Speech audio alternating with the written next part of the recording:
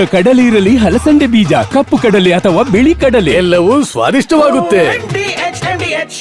ಖಾಸಗಿ ಬಸ್ ಧಗಧಗ, ಪ್ರಯಾಣಿಕರು just miss, ಕಬ್ಬಿಣದ ಲಾರಿ ಪಲ್ಟಿ, ಪಾದಚಾರಿ ಜೀವನ್ ಮರಣದ ಹೋರಾಟ. ಈ ಸುದ್ದಿಯನ್ನು ನೋಡೋಣ ಕರ್ನಾಟಕ ನ್ಯೂಸ್ ಟಾಪ್ನಲ್ಲಿ.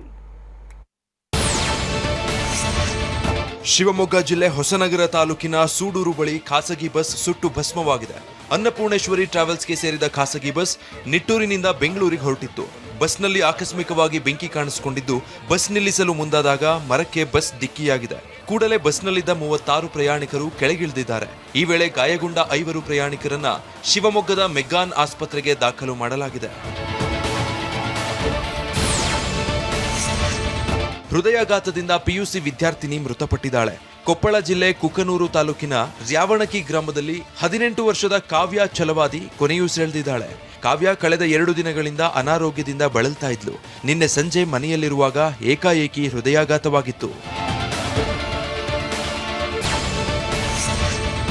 ಜಾತ್ರೆಗೆ ಹೊರಟಿದ್ದ ಟ್ರ್ಯಾಕ್ಟರ್ ಪಲ್ಟಿಯಾಗಿ 15ಕ್ಕೂ ಹೆಚ್ಚು ಜನ ಗಾಯಗೊಂಡಿದ್ದಾರೆ. ಹಾವೇರಿ ತಾಲೂಕಿನ ಬಸಾಪುರ ಗ್ರಾಮದ ಬಳಿ ಘಟನೆ ನಡೆದಿದೆ. ಹಳೆ ರೀತಿಯ ಹಾವನೂರು ಜಾತ್ರೆಗೆ ಹೋಗುವಾಗ ಅವಘಡ ಸಂಭವಿಸಿದೆ. ಸ್ಥಳಕ್ಕೆ ತಹಶೀಲ್ದಾರ್ ಹಾಗೂ ಪೊಲೀಸರು ಭೇಟಿ ನೀಡಿ ಪರಿಶೀಲಿಸಿದ್ದಾರೆ. ಗಾಯಾಳುಗಳನ್ನ ಹಾವೇರಿ ಜಿಲ್ಲಾಸ್ಪತ್ರೆಗೆ ದಾಖಲಿಸಿ ಚಿಕಿತ್ಸೆ ನೀಡಲಾಗ್ತಿದೆ. ಪೌರಾಯುಕ್ತಿಗೆ ಧಮಕಿ ಹಾಕಿದಂತ ರಾಜೀವ್ ಗೌಡ ಜೈಲು ಪಾಲು. ರಾಜೀವ್ ಗೌಡನನ್ನ ಜೈಲಿಗೆ ಕರೆದೊಯ್ಯುವಾಗ ಹೈ ಡ್ರಾಮಾ. ವಂದೇ ಭಾರತ್ ರೈಲಿನಲ್ಲೂ ಸಿಗುತ್ತೆ ಮಾಂಸಾಹಾರ. ಈ ಸುದ್ದಿಯನ್ನು ನೋಡೋಣ ಸಮಗ್ರ ನ್ಯೂಸ್ ಟಾಪ್ನಲ್ಲಿ.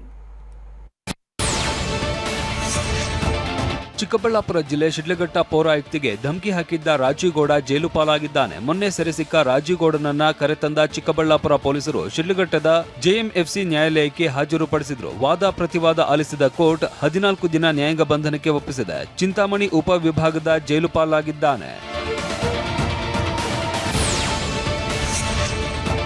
ಶಿಡ್ಲಘಟ್ಟ ಪೌರಾಯುಕ್ತಿಗೆ ಬೆದರಿಕೆ ಪ್ರಕರಣದಲ್ಲಿ ರಾಜೀವ್ ಗೌಡನನ್ನ 14 ದಿನ ನ್ಯಾಯಾಂಗ ಬಂಧನಕ್ಕೆ ವಿಧಿಸಲಾಗಿದೆ. ರಾಜೀವ್ ಗೌಡನನ್ನ ಜೈಲಿಗೆ ಕರೆದೊಯ್ಯುವಾಗ ಚಿಕ್ಕಬಳ್ಳಾಪುರ ಜಿಲ್ಲೆ ಶಿಡ್ಲಘಟ್ಟ ಕೋರ್ಟ್ ಬಳಿ ಹೈಡ್ರಾಮಾ ನಡೆಯಿತು.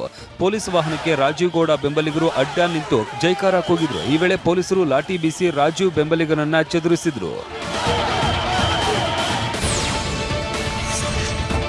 ಉಡುಪಿಯಲ್ಲಿ ಪ್ರವಾಸಿ ಬೋಟ್ ದುರಂತ ಪ್ರಕರಣದಲ್ಲಿ ಸಾವಿನ ಸಂಖ್ಯೆ 3ಕ್ಕೇರಿದೆ. ಚಿಕಿತ್ಸೆ ಫಲಕಾರಿಯಾಗದೆ ಮೈಸೂರಿನ ಉದಯಗಿರಿಯ ಜಲಪುರಿ ನಿವಾಸಿ 23 ವರ್ಷದ ದಿಶಾ ಕೊನೆಯುಸಿರೆಳೆದಿದ್ದಾರೆ.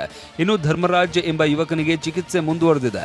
ಉಡುಪಿ ತಾಲೂಕಿನ ಕೋಡಿ ಬೆಂಗ್ರಿಯ ಡೆಲ್ಟಾ ಬೀಚ್ನಲ್ಲಿ 2 ಬೋಟ್ನಲ್ಲಿ 28 ಜನ ತೆರಳಿದ್ದಾಗ ದುರಂತ ನಡೆದಿತ್ತು. ಮೊನ್ನೆನೇ ಸಿಂಧು ಶಂಕರಪ್ಪ ಎನ್ನುವವರು ಮೃತಪಟ್ಟಿದ್ದರು.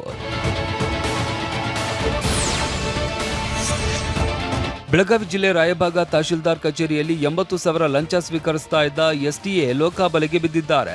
ಚಂದ್ರಪ್ಪ ಮೊರಟಗಿ ಲೋಕಾಬಲೆಗೆ ಬಿದ್ದವರು. ಜಮೀನು ಪರಭಾರೆ ಕರಾರು ತೆಗೆಯುವುದಕ್ಕೆ ಶಿವಾನಂದ ದುಂಡಗಿ ಎನ್ನುವವರಿಂದ ಲಂಚಕ್ಕೆ ಬೇಡಿಕೆ ಇರಿಸಲಾಗಿತ್ತು. ಕೃಷ್ಣ ಮರ ಸರ್ಕಾರ ಎಂಬ ಏಜೆಂಟ್ನ ಮೂಲಕ ಎಸ್ಟಿಎ ಲಂಚ ಪಡಿತಾ ಇದ್ದಾಗಲೇ ಲೋಕಾಯುಕ್ತ ಅಧಿಕಾರಿಗಳು ದಾಳಿ ನಡೆಸಿದ್ರು. ಇಬ್ಬರನ್ನು ವಶಕ್ಕೆ ಪಡೆದು ತನಿಖೆ ನಡೆಸ್ತಾ ಇದ್ದಾರೆ. ಶಿವಮೊಗ್ಗದ ವಿದ್ಯಾನಗರ ಬಡಾವಣೆಯಲ್ಲಿ ಇರುವ ಗೋಡೌನ್ನಲ್ಲಿ ಅವಧಿ ಮುಗಿದ ತಿಂಡಿಗಳ ಪ್ಯಾಕೆಟ್ಗಳು ಪತ್ತೆಯಾಗಿವೆ. ಬೆಂಗಳೂರಿನಿಂದ ಶಿವಮೊಗ್ಗಕ್ಕೆ ಈ ತಿಂಡಿ ಪ್ಯಾಕೆಟ್ಗಳನ್ನು ತರಲಾಗ್ತಾ ಇತ್ತು. ಗೋಡೌನ್ನ ಮಾಲೀಕನ ವಿರುದ್ಧ ಕೇಸ್ ದಾಖಲಾಗಿದೆ. ಇತ್ತ ಪಾಲಿಕೆಯಿಂದಲೂ ನೋಟಿಸ್ ಜಾರಿಯಾಗಿದೆ. ಹೆಸರು ಬದಲಿಸುವ ಮೂಲಕ ಮನ್ರೇಗಾ ಯೋಜನೆ ಉದ್ದೇಶವನ್ನೇ ಪ್ರಧಾನಿ ಮೋದಿ ನಾಶಪಡಿಸ್ತಾ ಇದ್ದಾರೆ ಅಂತ ರಾಹುಲ್ ಗಾಂಧಿ ವಾಗ್ದಾಳಿ ನಡೆಸಿದ್ರು. ಲೋಕಸಭೆ ವಿಪಕ್ಷ ನಾಯಕ ರಾಹುಲ್ ತಮ್ಮ ಎಕ್ಸ್ ಖಾತೆಯಲ್ಲಿ ವಿಡಿಯೋ ರಿಲೀಸ್ ಮಾಡಿದ್ದು, ದೇಶದ ಅಧಿಕಾರವು ಕೆಲವೇ ಜನರ ಕೈಯಲ್ಲಿದೆ. ಮೋದಿ ದೇಶವನ್ನ ಮಹಾರಾಜರ ಕಾಲಕ್ಕೆ ಕೊಂಡೊಯ್ತಾ ಇದ್ದಾರೆ. ಕಾರ್ಮಿಕರ ವೇತನ, ಪಂಚಾಯತ್ಗಳ ಅಧಿಕಾರವನ್ನ ಕಸಿಯಲಾಗ್ತಾ ಇದೆ ಅಂತ ಕಿಡಿಕಾರಿದ್ದಾರೆ.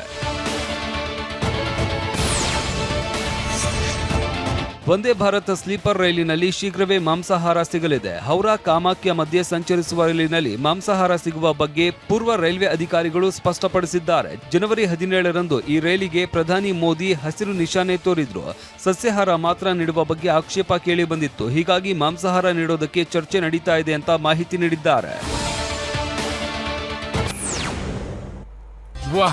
ಯಾಕೆ ಈಗ ಬಂತ ಸ್ವಾದ? ಖಂಡಿತ ಈಗ ಬಂತು ಅಸಲಿ ಸ್ವಾದ. MDH chunky chaat masala life ಅಲ್ಲಿ ಅಸಲಿ ಸ್ವಾದ ತರುತ್ತೆ. ಅಸಲಿ ಮಸಾಲ, ಎಸ್ ಎಸ್ MDH.